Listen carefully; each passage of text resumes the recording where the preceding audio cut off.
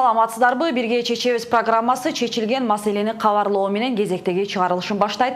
Мында мурунку чыгарылышта Ош шаарындагы Ломоносов мектебинин убактылуу курулган ажатканасы кооптуу абалда экендигин чагылдырган болчубуз. 2016-жылы 1 жылдык мөөнөткө деп убактылуу курулуп, бирок ошол жылдардан бери пайдаланып келе жаткан.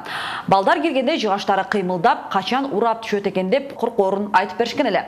Биздин программадан соң жергиликтүү бийликтин аракети менен жаңы туруктуу ажаткананын курулушу башталды. Жалпы 200 000 сомдон ашуун акча сарптала турган болууда. Негизгиси эми окуучулардын өмүрүнө коркунуч жаралбайт.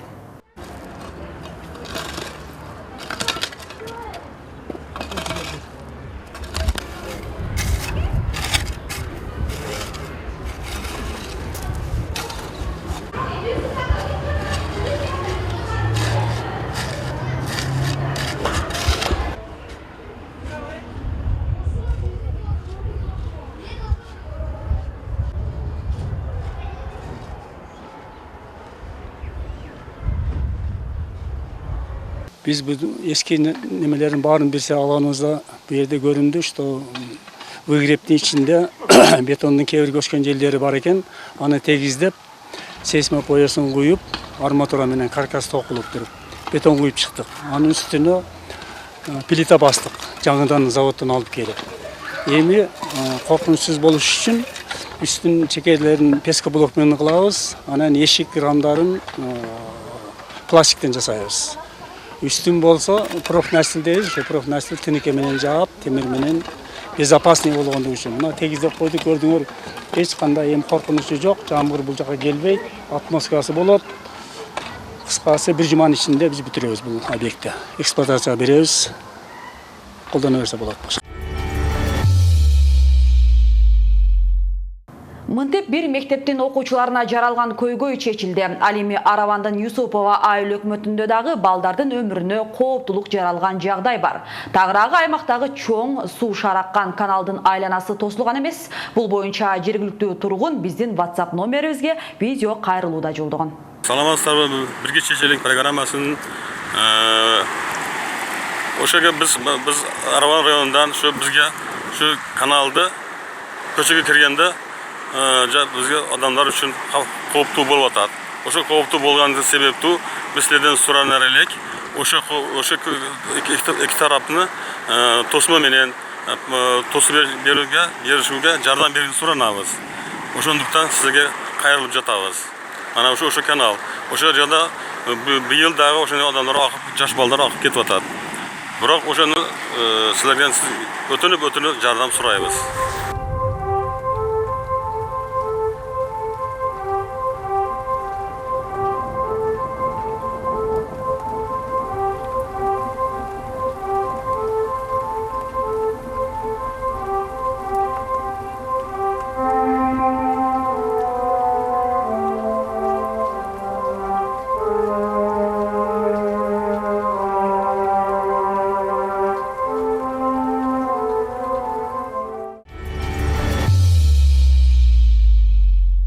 Өзгелди деп аталган каналдын жалпы узундугу 3 чакырымды чамалайт, анын 2 чакырымга жакыны турак жай жайгашкан көчөлөрдө орун алган. Ошондуктан дагы шараккан сууга адамдар агып кетпесе экен дейбиздешет тургундар.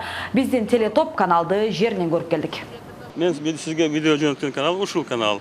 Азыр бул жерде элдер жок, бирок биз көчөгө барып кошулганда өтө кооптуу болуп атат да. Ошо биз суранарыбыз ошол жерде мектеп бар. Мектеп окуучулары ошол жерде жүрүшөт. Ошондуктан кооптуу болгондуктан ошол жерде тосуп берүүнү жардам сурап сиз жазган элем да. Айрыкча ошол жерде ошондой бир биз көчөгө киргенде, маалына киргенде, ошондой кооптуу жерлер бар да. Бирок бу жерде азыр маалына жок, балдар жок бу жерде. Азыр суунун агымы аз, бирок жаз жай мезгилдеринде канал толосу келет. Андайда жергиликтүүлөр эки тарабы курчалбаган каналдан оолак болуп, айрыкча балдардын көчөгө көп чыгарышпай калышкан. Мындай жагдайды эске алган жергиликтүү бийлик 2 жыл мурун 500 метрдей жерин темир тосмо менен курчап берген экен. Тагыраагы мектеп жайгашкан жери гана тосулган.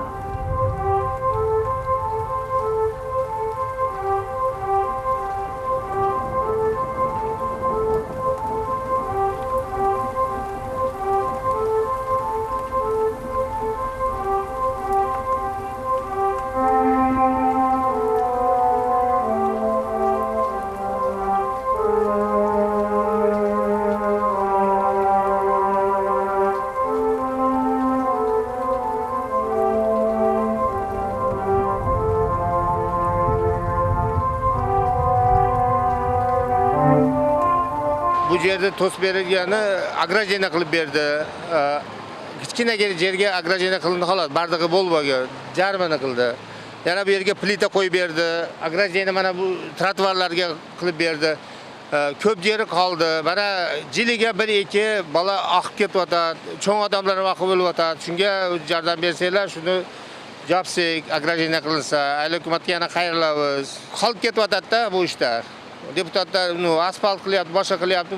Кішкене гана иш бұл негізінен қарағанда, лекин адам өмірге қауіп болып атады да бұл сулар. Тургундардын мынтип күйүп сүйлөп, маселе тез арада чечилсе деп үмүт артышкандары да жөн жеринен эмес. Себеби өкүнүчтүүсү адам өмүрүнө зыян тийген фактылар да бар. Жыл сайын 4-5 адам ушул каналга агып, каза тапкан учурлар катталууда. Безопасный кылыш керек да шуну. Менин небарам бир 9-8 жыл болуп түшүп кетип өлүп калды. Ушул каналды коопсуз кылыш керек да. Менин неберем 8 жыл мурун түшүп кетип көз жумду. Андан бери мен билгенден 3 бала агып кетип каза болуп калды. Ошон үчүн айыл өкмөткө айтканбыз. Решетка кылып бергиле деп. Темир тосмо кылып койсо жаш балдар үчүн жакшы да. Чоңдорго өздөрү абайлап жүрүшөт. Менин максатым башка балдар сак саламат жүрсө дейм да. Шуга силерден сураныч, жардам берсеңлер. Решетка якпаса балдар үчүн да бу. Катталар өзү эптейлер. Балдар үчүн маш жакшы болот. Şu максатым şu. Başka ballar sağ salamat жүрсүн жеймизде. Айыл өкмөт жетекчилиги өткөн жылы казынадагы акчаны негизинен мектеп, бала бакчаларды жылуулоого сарптап, каналды тосуу иштери 1 жылга токтоп калган. Эми кийинки жылга 150 метр жерин 1,5 метр бийиктиктеги темир тосмолор менен курчап чыгуу боюнча долбоор даярдап чыгышты. Долбоордун аткарылышы 3,5 миллион сомго жетет. Бирок ошондо дагы 2 чакырымга жеткен каналдын калган бөлүгү тосулбай калат. Жарандардын кайрылууларынан кийин аймактын башчысы баарын коопсуз кылып берерин билдирди.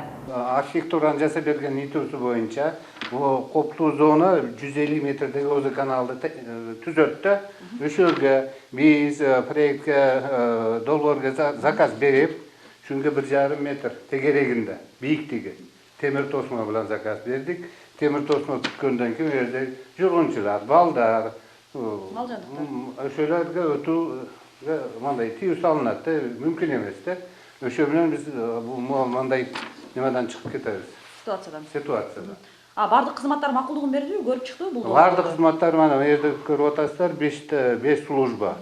Барды макулдугу санэпидстанция берди, рейс берди, МЧС берди, экология, окружающий бардыгы службалар өзүнүн макулдугун берип, заключениялар менен катталып, булардын макулдук катталган тиркелет мейли бардыгы бар. Коопсуз болот деген макулдук каттар бар да? Ооба, ошондой. Құдай берсе, проектті 2020 жылы айылдық кеңеш депутаттары қолда берішет. Біз проектті депутатларға сұныш қылып береміз. Депутаттардағы елшайлаған депутаттар бізді шу проектімізді қолда береді деген толық бар. Ақшамыздағы, бюджетіміздағы жетішті 31 миллион сом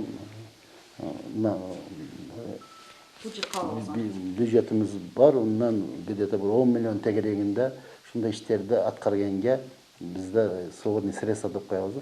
Ошында жеріміз, ақшамыз бар. Жарандар эми 150 чарчы метр меселе, андан да көбүрөөк ушу каналдын жээгин бекемдеп берсе деп атат. Аларды аткарууга мүмкүнчүлүк бар да? Алардагы аткарганга мүмкүнчүлүк бар. Кудай берсе, дағы проектimizi улантып, o'sha yerlardagi kanalды жээгини темир тосмо менен тостуруп бекемдеп коебуз да. Ошондо Аравандын Юсупова айыл өкмөтүнүн тургундары кийинки 2020 жылдан тартта коопсуз каналдын айланасында жашап калышат. Күн ысып сууга түшүү мезгилинде гана эмес, арык каналдарда мынтип кооптулук бардык мезгилде сакталат. Тагыраагы адамдар чөмүлгөнү сууга түшүп эле акпастан, жаш балдар суу жээктеринде ойноп жатып дагы агып кеткен фактылар бар экени бул маселеде дагы ачыкталды. Андыктан биринчиден аткаруу кызматтары кооптуу жагдайларды жоюп, жарандар кокустуктардан оолак болса деп бүгүнкү чыгарылышыбызды жыйынтыктайбыз.